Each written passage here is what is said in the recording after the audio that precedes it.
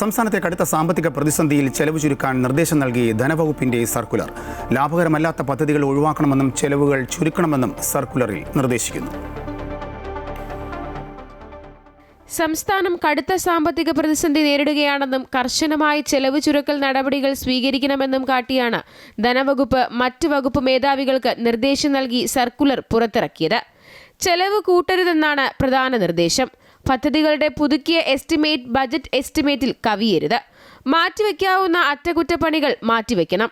അധികം വരുന്ന ജീവനക്കാരെ പിരിച്ചുവിടാതെ പുതുതായി വരുന്ന ഒഴിവുകളിലേക്ക് മാറ്റി നിയമിക്കണം. ശമ്പള ചെലവ് കൃത്യമായി കണക്കാക്കണം. ചെലവിൽ മുൻ വർഷത്തേക്കാൾ കൂടുതലെങ്കിൽ കാരണം വിശദീകരിക്കണമെന്നും സർക്കുലറിൽ പറയുന്നു. സംസ്ഥാനത്തിന്റെ സാമ്പത്തിക സ്ഥിതി സംബന്ധിച്ച് UDF സർക്കാർ അധികാരത്തിൽ വന്നപ്പോൾ തന്നെ സാമ്പത്തിക ധവളപത്രം ഇറക്കിയിരുന്നു.